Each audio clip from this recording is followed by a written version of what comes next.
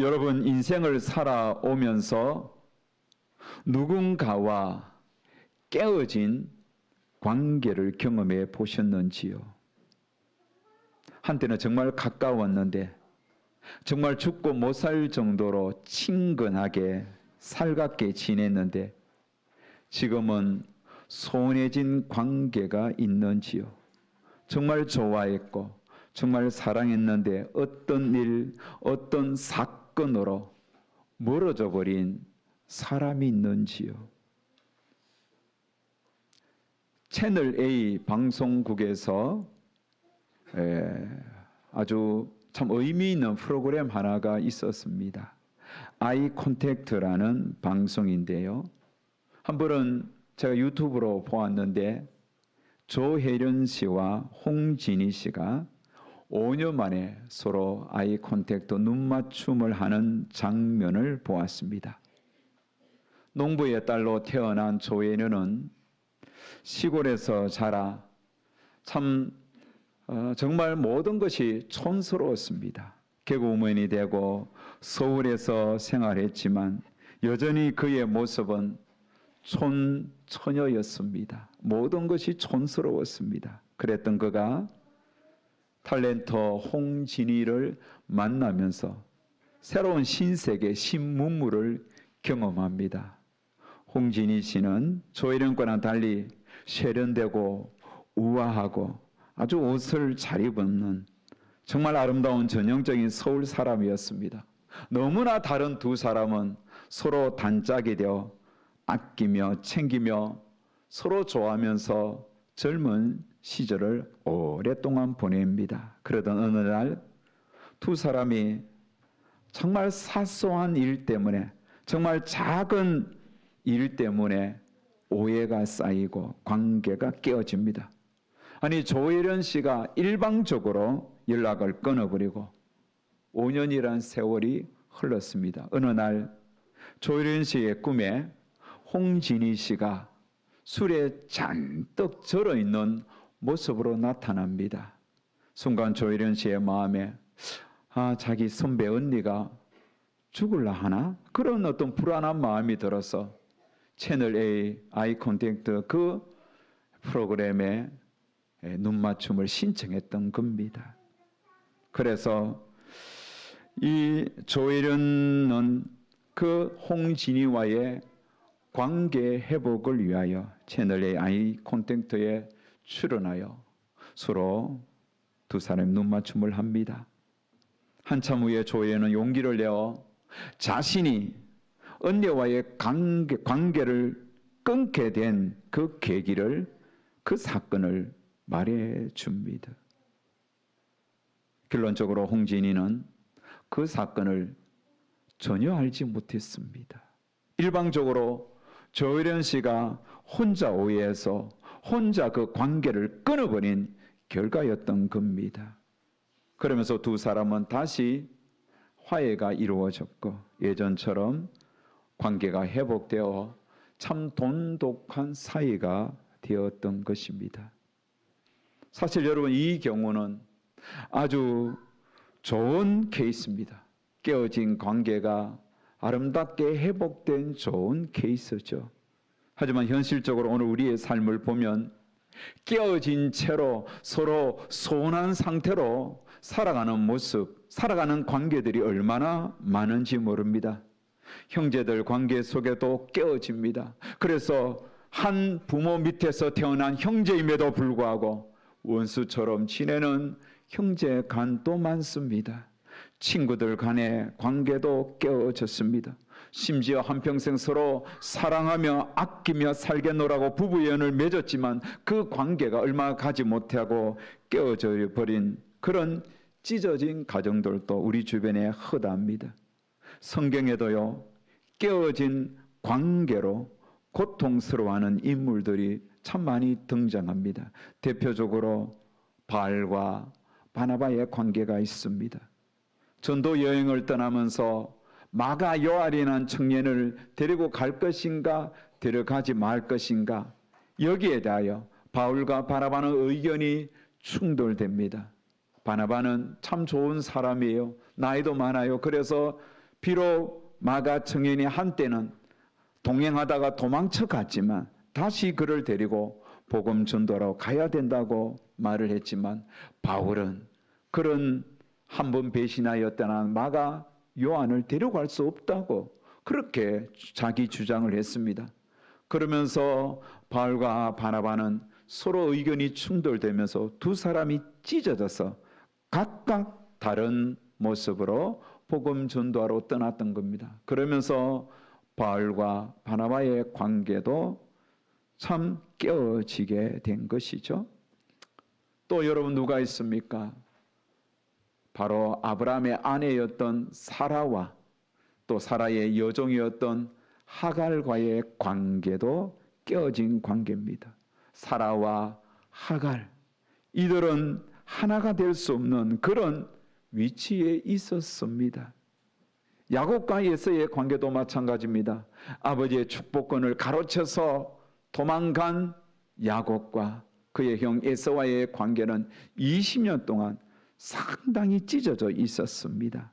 그러다가 야곱이 고향으로 돌아오면서 형 에서와의 만남을 브니엘에서 가집니다. 그리고 그 만남은 참으로 아름다운 화해로 이루어졌습니다.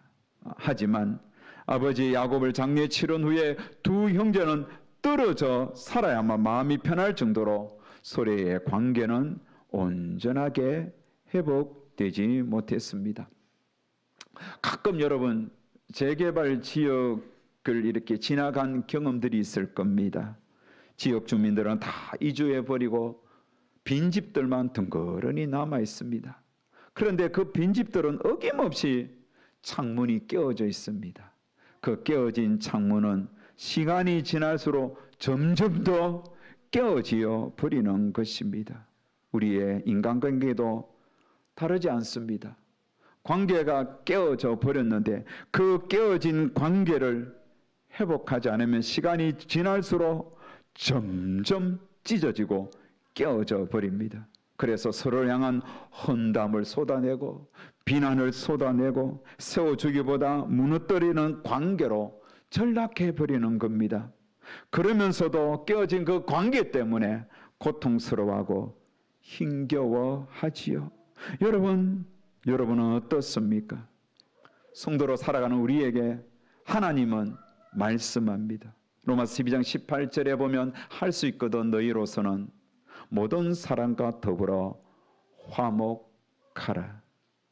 성도는 이미 예수님의 십자가의 죽음으로 원수된 하나님과의 우리 사이에 원수된 관계였는데 그 죄가 하나님과 나 사이를 갈라놓았는데 예수님께서 그 죄의 담을 흘러주셔서 하나님과 우리는 화목을 이룬 사람들입니다. 그러기에 하나님께서는 오늘 우리에게도 할 수만 있다면 너희는 모든 사람과 더불어 화목하라 라고 말씀합니다. 성경에서 깨어진 관계를 참으로 아름답게 회복한 모델이 있습니다. 그 모델은 바로 오늘 본문의 탕자 비유입니다. 어느 아버지에게 두 아들이 있었습니다. 아들은 아버지에게 기쁨이자 자랑입니다. 그런데 어느 날 둘째 아들이 아버지에게 당돌하게 요구합니다. 12절에 보면 아버지 제 몫으로 돌아올 재산을 주십시오. 둘째 아들의 말은 아버지에게 매우 불쾌하고 무례한 요구입니다. 당시 아버지가 살아 계실 때에 유산을 요구하는 것은 불효 중에 불효입니다. 왜냐하면 유산은 아버지가 돌아가신 후에 주어지는 것입니다. 그러기에 둘째 아들의 요구는 아버지가 빨리 죽기를 바라는 그런 어처구니 없는 불효의 말인 것입니다. 중동에서 15년을 살면서 그 아랍인들과 유대인들의 풍습을 연구한 게네스 이 베일이라는 학자가 있었습니다. 그는 오늘 본문의 둘째 아들의 요구를 그가 만나는 수많은 유대인들과 아랍인들에게 물어봤습니다. 그러자 아버지들의 대답은 하나였습니다. 그건 아버지가 죽기를 바라는 있을 수 없는 불효의 요구라고, 무례한 요구라고, 그런 것은 있을 수 없다고 수백 명의 아버지가 이 둘째 아들의 요구에 대하여 책망을 했다는 거예요.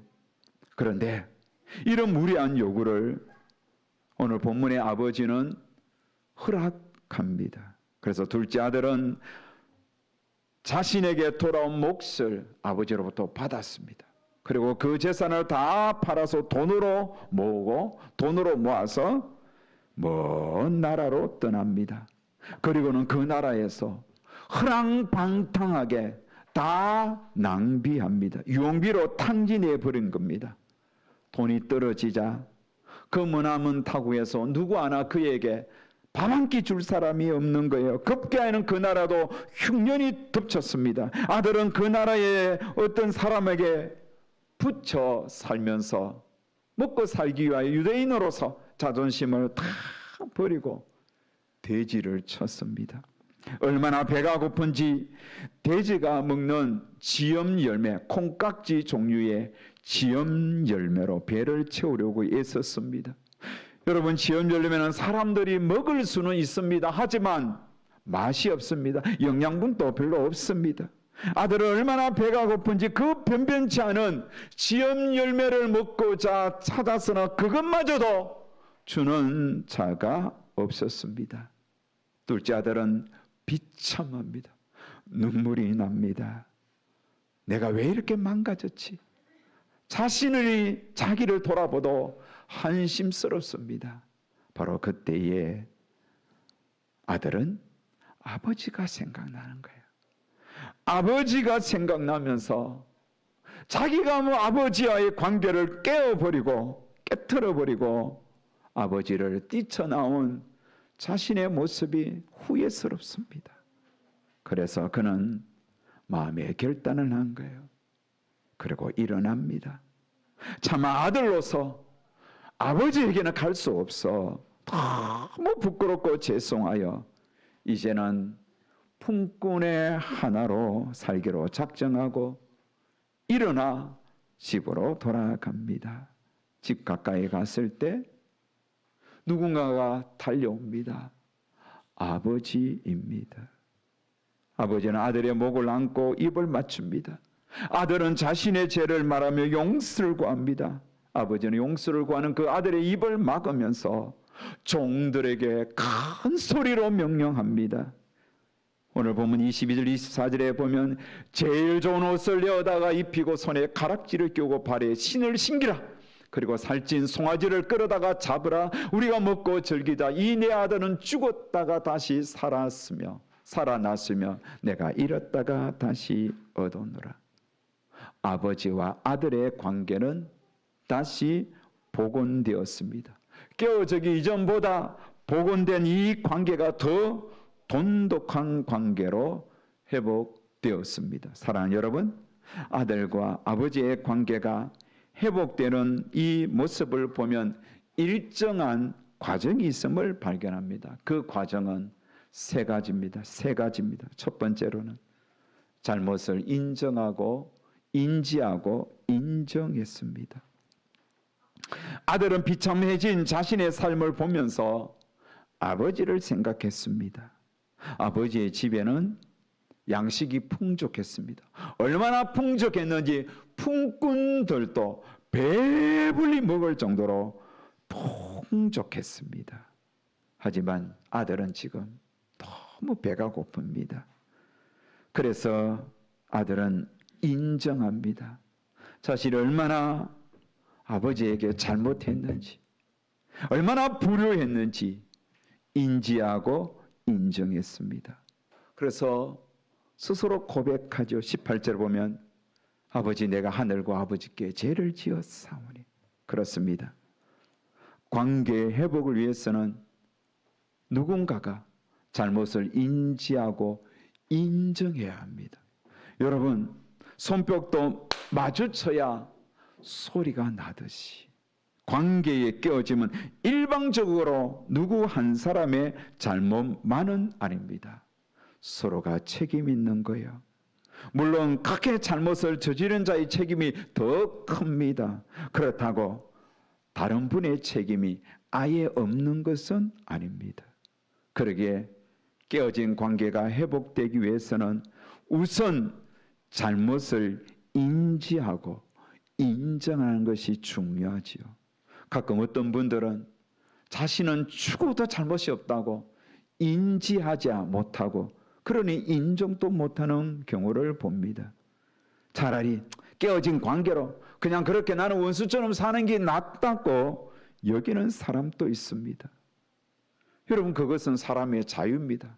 나는 더 이상 관계 회복하지 않고 그 사람과 연을 끊고 살겠다면 사는 것이죠. 누가 뭐라 할 수 있겠습니까? 하지만 정말 연을 끊기에는 그동안 너무 오랫동안 친숙해진 관계가 있습니다. 오랫동안 함께했던 친구, 동료, 그리고 절대로 관계를 끊어서는 안 되는 가족이 있는 거예요.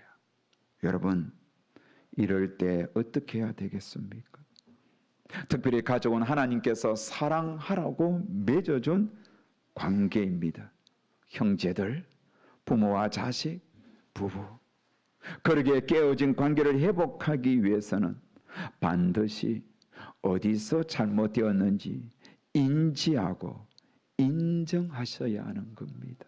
이게 첫 번째. 그리고 두 번째 과정은 어떻게 화해할지를 연습해야 합니다. 아들은 아버지에게 돌아가기 전에 혼자서 연습했습니다. 18절 19절에 보면 내가 일어나 아버지께 가서 이르기를 아버지 내가 하늘과 아버지께 죄를 지어사오니 지금부터는 아버지의 아들이라 일컬음을 감당하지 못하겠나이다.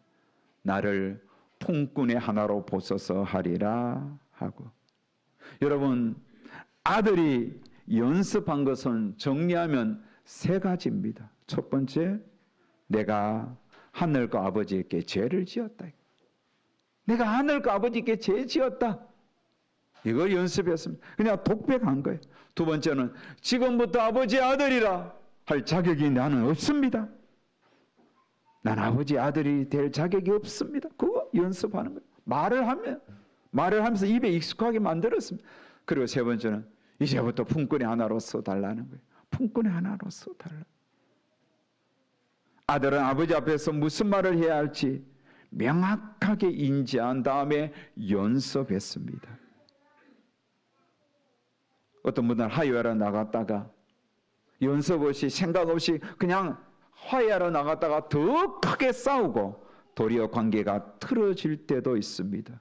오늘 우리는 아들의 모습을 주의 있게 보셔야 합니다. 아들은 아버지 만나기 전에 어떻게 말해야 할지, 내가 무엇을 아버지에게 고백해야 할지 인지하였고 그리고 연습했던 겁니다. 연습의 진정성이 보입니다. 가식이 아니었습니다. 정말 부끄럽고 죄송한 마음으로 그런 아버지를 만나서 고개를 숙이겠다고 연습했습니다. 오늘 우리도 마찬가지입니다. 여러분, 누군가의 관계 복원을 원하십니까? 그렇다면 조용하면서도 냉철하게 무엇이 잘못되었는지 인지하시고 적고 연습하십시오. 한번 이렇게 논리적으로 말을 연습하십시오. 따뜻하고 진솔하게 연습하시고 나가시기 바랍니다. 세 번째로 일어나 찾아갔습니다. 아무리 연습해도 찾아가지 않으면 안 되는 것이죠. 아무 의미 없습니다. 중요한 것은 찾아가는 거예요. 둘째 아들 행동을 보십시오. 20절에 보면 이에 일어나 아버지께로 돌아가니라. 아버지를 찾아가는 그런 걸음은 아버지의 집을 뛰쳐나올 때의 걸음하고는 너무나 다릅니다. 아버지의 재산을 자기의 몫으로 챙겨서 아버지의 집을 뛰쳐나올 때는 이 아들은 신이 났습니다. 불쩍불쩍 뛰면서 기대가 가득 찬 모습으로 그렇게 빠르게 집을 뛰쳐나왔지만 아버지의 집으로 돌아가는 그의 걸음은 터벅터벅 힘이 없어요. 다 잃어버렸어요. 너무너무 부끄럽고 죄송한 모습으로 아버지를 집을 향하여 찾아가는 겁니다. 그래서 그는 아버지에게 찾아가서 아버지 제가 잘못했습니다. 용서를 구했습니다. 그렇습니다. 우리도 그래요.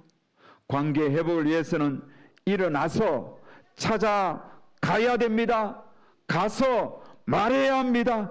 그때 내가 잘못했다고, 내가 그렇게 말하지 말아야 했다고, 경솔했다고 사과하면 됩니다.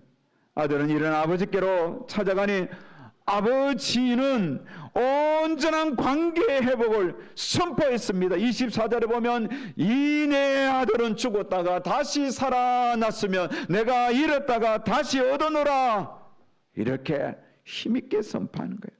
이 내 아들은 죽었다가 살아났고 잃었다가 다시 찾았던 아들이라고.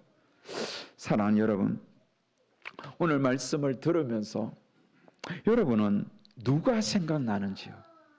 여러분이 지금 머리에 어떤 분이 떠오르는지요? 혹 여러분과 매우 가까웠는데 어떤 일로 관계가 틀어진 사람은 없는지요? 여러분이 스스로 누군가의 관계를 묶어버린 경우는 없는지요?